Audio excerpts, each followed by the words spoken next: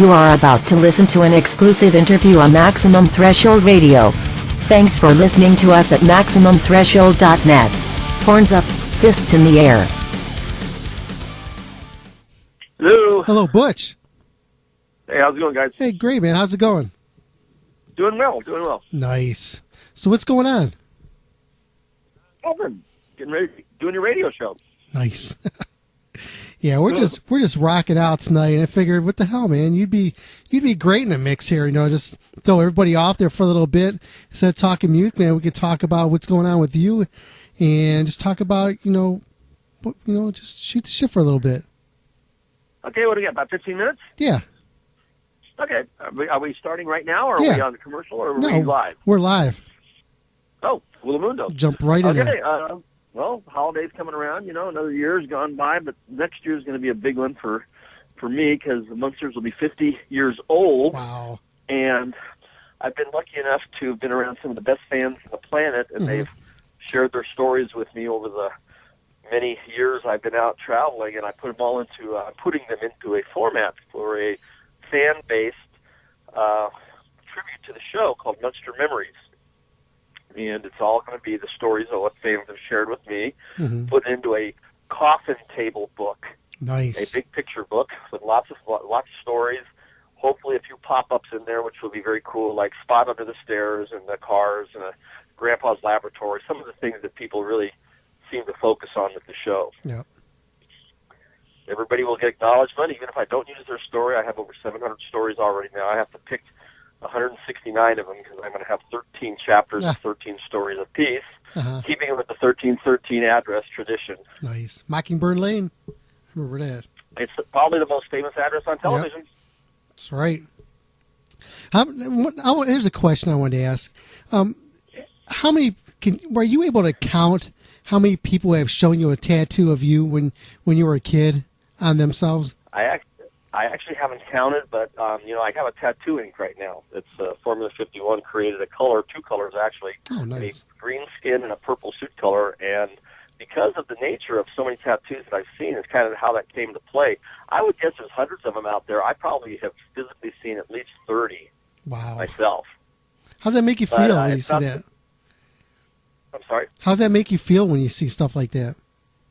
Well, they say imitation is the highest form of flattery, so I don't know how a tattoo on your skin is not quite imitation, but it's a very good way of knowing that people are very serious about enjoying the show and they want to put something artistic on them. And usually it's kind of identifiable. It's like instead of a T-shirt, you get a tattoo, except it lasts longer. That's it. Yeah, you're a part of people's lives. I think that's one of the major things because it's been reruns for years, and just when people tune in and they see that.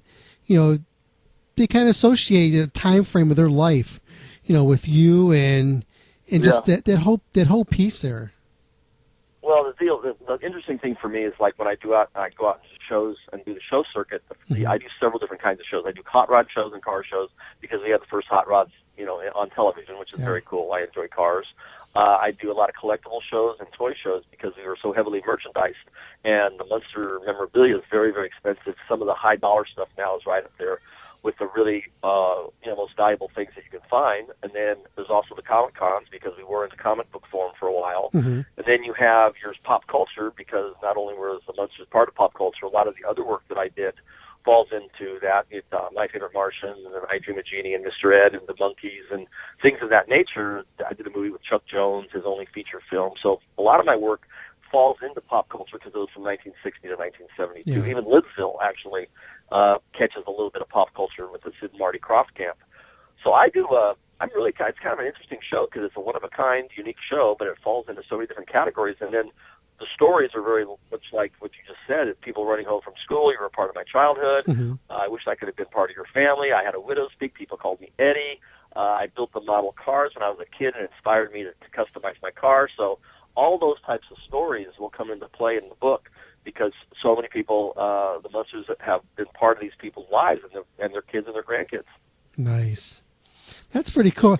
Now, how long was that show in production? 2 years. Wow.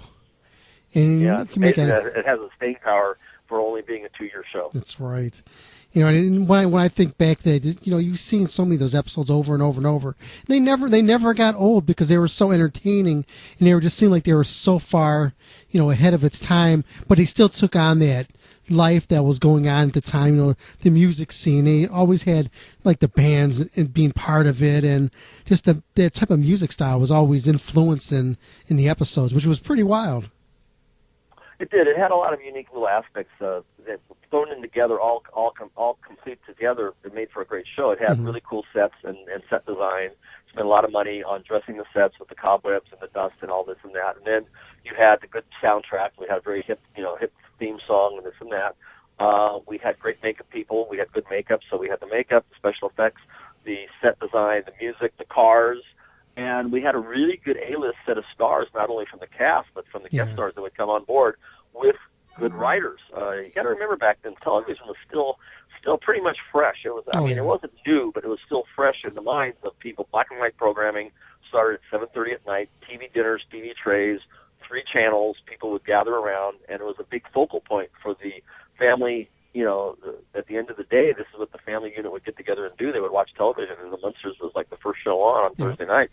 And then, in addition to that, you have these writers who were writing these very, very funny things because, you had talking horses, you had genies, you had Martians, you had witches, you had all these things going on in comedy that was very funny anyway, and then you put some good writers into the mix, and you came up with some classic longevity, no doubt. Nice.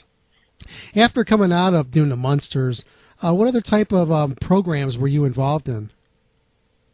Well, I did 2 series prior to The Munsters, actually. I was going to start there. I did General Hospital the first year it was on the air.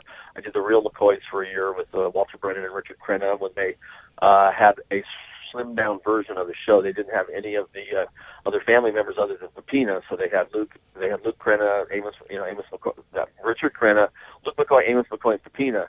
And then I was the boy next door whose mom was the love interest for Luke. And then after The Munsters, I went over and did Disney movies, like all kids in Hollywood want to work at Disney, so I did that, and worked with Chuck Jones on the Phantom Toll booth. A lot of guest starring roles, My 3 Sons for 17 episodes, Adam 12s, and so on and so on and so on. And then when I turned 18, I did the Saturday morning show called Lidsville for Sid and Marty Krofft. Nice. So when growing up, man, you had a pretty good agent. You could tell. I only had one agent my whole life. Oh, wow. I was her first paying client in 1960, and her son was Don Grady, who was on My 3 Sons as Robbie. She wanted to open up an exclusive child's agency. She was like the first person to have a child agency exclusively. And me and Johnny Whitaker from Family Affair and Aaron Moran back then she was on Doctari, which was a little show that was pretty popular, were her 3 most successful kids at the time. Nice. So the book that you're going to be putting out is it going to be pretty expensive? Because I know it sounds like it's going to have a lot of material in it. What can we kind of look forward to? Its coffee table books are usually about $45, $40 to $50, and that's probably where it'll fall into. And it's basically going to be a gift giving book. We're not going to make 1 million of them. It's going to be sort of like a special edition situation for that Munster fan on your Christmas list next year. Nice. Comes out September 24th, 50 years to the day of the show, leading into Halloween, which leads into the Christmas season. So I look forward to it, being able to be purchased and bought for people who want to give a nice gift for a friend that's a fan. And I got inspired to do this from people who would come to my table to buy an autographed photo from me when I would do appearances that were buying it for a friend. About 25 to 30% of the people that would come to my table they don't buy it for themselves. They buy it for a friend that they know will appreciate it. Yeah. And then the stories that I would hear, I said, why don't we just put together a book full of all the stories that I've been able to hear and share with people, and everybody will be listed in the back of the book that submits a story, whether or not it's used or not. Everybody will get acknowledgement. It'll be kind of a cool pictures they've never seen, stories they've never heard, but mostly it'll be the stories of Americana and the love affair they've had with the Munsters. Nice. Yeah, I'm looking forward to something. I definitely would jump on that and get it. Will you be? I think most people would. I think most people, if they don't for themselves, like I say, they'll get it for someone that they know will really appreciate it. Yeah, I definitely, like I said, I'm going to jump on that. I'll get that because it's something. Like I said, you have that connection, man. You feel like you have a connection with you and the cast members back then, and you've been part of our lives for years, and And we thank you for, just doing those 2 years, but still, you've been there for everybody, for all of us. Well, you're more than welcome, and it's been fun for me as well. That's one of the reasons I want to do this. It's easy, it's fun. The fans are the best, and they've always been very supportive and very, very, very genuine in their affection for the show. So it's a project close, near and dear to my heart, and I think it's going to be a huge success. I think people will really love it. We're not going to make a million of them. It's just going to be, select people will order them up, and we'll make a few thousand of them and get them out there. Nice. Will you be signing the books? Do you like book signings? Yep. Well, I'm gonna sign the first 1,313 as a special edition deal, and then depending on how many people order them and where it goes from there, I certainly would make myself available to go on a book tour because I'm on the road doing that stuff anyway with the Tattoo Inc. and the Personal Appearance Tour. So with the 50th anniversary coming around for the next couple of years, actually, it should be a very fun time in my life to get out and meet as many people as I possibly can. Nice. And do you have a website where people can follow up on things that you're pushing? I have a very interesting little website called Munsters.com. I've had it for 15 years. Wow. And you can find me on Facebook and Twitter like everybody else these days, but basically Munsters.com. And if you have a story, any of your listeners, it's MunsterMemories.com. Just go to it and submit your story. Your name will be in print in the book, whether we use it or not. Everybody will get acknowledgement. Nice. Just thank you. What is give us one brief story out of there that'll make it in the book. Oh gosh, God, there's so many of them. It depends on what category you go after. I guess probably the one that just came to mind the other day was a guy was telling me about the inspiration for building his first hot rod because we were talking cars, and he was basically saying, I always remember that day at the drag strip because he used to go to the drag strip with his father back in the '60s, and he couldn't believe that the TV show that he was watching actually featured a drag race. Because back then it was like, the drags were like places you didn't want to go, and it was like hot rodders and greasers. They made it sound like a drag strip would be a bad place to hang out, and when nothing could be further from the truth. And then, here I am with hot rods to this day, and I'm a member of a car club, and I do a lot of car club related stuff, and I ride Harleys. But this guy was so inspired because as a kid he saw this episode with Hot Rod Herman to where it turned drag racing for him into a place that was acceptable to go to to his parents. Nice. Now, are there any other cast members still alive? Just the Marylands. Yeah. Gotcha. One's in New York and one's in Idaho. I hear you.